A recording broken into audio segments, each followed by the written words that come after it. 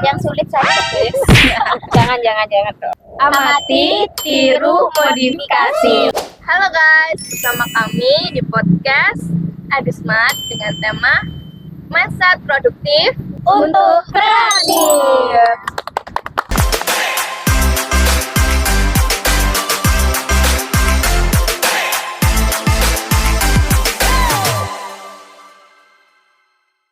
Dengan saya Vidya Violita sebagai host. Dilanjutkan dengan Saya Kurotina Yunin sebagai speaker. Halo, saya Nurul Mufidah sebagai speaker. Halo, saya Eka Yanuar Marleni sebagai speaker. bentar. Aku ada pertanyaan nih buat kalian. Yang pertama buat Marleni, teman Wih, kita. apa tuh pertanyaannya? Gimana sih tips untuk meningkatkan produktivitas di era sekarang?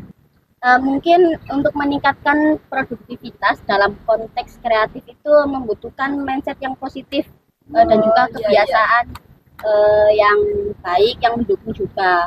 Kalau aku sendiri sih biasanya membuat to-do list gitu kayak rencana harian. Itu biasanya di pagi hari atau malam harinya. Kenapa gitu ya? Karena menurut aku, menurut mindset aku itu aku biasanya sering memprioritaskan tugas yang penting dan mendesak untuk didahulukan sebelum melanjutkan tugas-tugas yang lainnya gitu. Kemudian aku juga biasanya sering sih kayak mencari inspirasi gitu, kayak membaca, menonton, kemudian mengunjungi tempat-tempat yang baru gitu. Ini nih yang paling penting. Aku biasanya tuh sering menjaga kondisi fisik dan mental aku. Contohnya nih tidur yang cukup, terus makan makanan sehat. Tak lupa itu ya olahraga yang ringan juga. Mungkin itu sih beberapa tips yang mungkin bisa dicontoh oleh teman-teman. Wah, jawaban yang sangat keren sekali ya teman-teman. Nah, itu boleh banget ya untuk teman-teman mencontoh tips dan trik dari Mbak Marleni ini. Dalam produktivitas tidak lepas dari namanya mengatur waktu. Mungkin ada tips dari Mbak Mufi.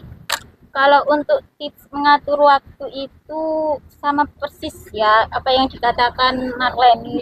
Yang pertama itu buat to-do list. Jadi buat daftar kegiatan yang perlu dilakukan setiap hari. Misalnya pada malam hari sebelum tidur. Nah, kita itu buat daftar terlebih dahulu di malam harinya. Sebelum besoknya kita tuh melakukan kegiatan. Nah, sekarang kan kita itu ada kegiatan PKL kan. Misalnya nih kegiatan PKL kita itu dimulai dari jam 7. Nah, berarti sebelum itu kita buat daftar list 6:30 itu harus berangkat karena kan masuknya jam 7 gitu. Biar waktu mengatur waktu ya seperti mengatur waktu berarti nggak keteteran gitu loh. Yang kedua itu prioritaskan tugas. Jadi memilih tugas-tugas yang penting atau yang mendesak. Kemudian dialokasikan dengan waktu yang cukup untuk menyelesaikannya. Misalnya dalam seminggu ini kita tuh ada tugas di mata kuliah kita, mata kuliah. Terus yang besoknya itu yang dikumpulkan besoknya. Nah, hari ini kita harus selesaikan terlebih dahulu gitu. Yang terakhir itu batasi distraksi. Jadi menghindari hal-hal yang mengganggu seperti misalnya nih bermain media sosial atau menonton serial favorit. Nah, biasanya kan kita kalau lagi ngerjakin tugas gitu, dikit-dikit langsung megang HP. Wah, Jadi malah kan itu scroll TikTok. itu batasi distraksi hal-hal yang mengganggu. Contohnya itu media sosial itu. Seperti itu. Mungkin tips dari saya seperti itu. Boleh banget tuh. Jadi hampir ada kesamaan ya antara produktivitas sama mengatur waktu. Dan ada satu pertanyaan terakhir nih untuk Mbak Yuni. Apaan tuh? Kan, Yang sulit saja. Jangan dong. Oke. kan sebagai mahasiswa dari DKV pasti ada lah ya kreatif block. Menurut kamu gimana sih cara mengatasinya?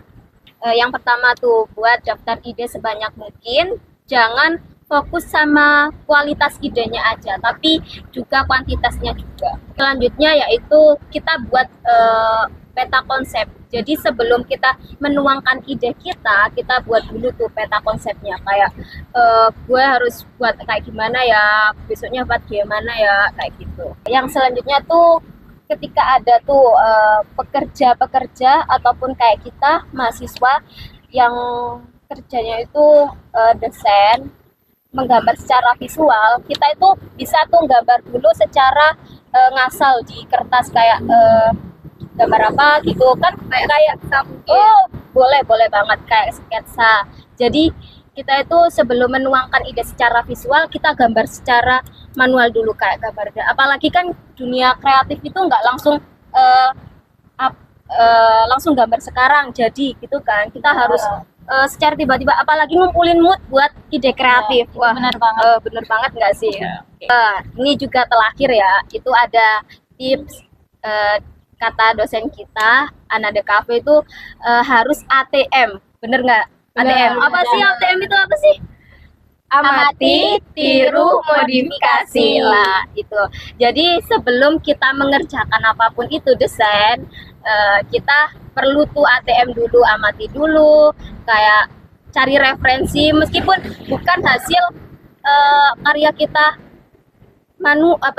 hasil kita sendiri ya, kita lihat dulu dari orang-orang, kayak lihat apa pameran gitu kan, kita lihat gitu. Kayak gitu aja sih tips dari saya. Pokoknya nggak jiplak ya. Jiplak Bener. desain. Bener banget. Kalau jiplak desain itu kan bakal kena apa? Pelanggaran karena plagiasi. Ya, gitu. Itu ada undang-undangnya juga kan. Iya. Oh, benar banget tuh. Jadi gitu ya cara menghindari kreatif blog. Oke. Terima kasih kepada Leni, Iya, Mbak sama-sama. Putri, dan Mbak Yuni sudah Sama-sama. menyempatkan mengisi podcast hari ini. Iya. Oke, see you next time. Dadah. Dadah.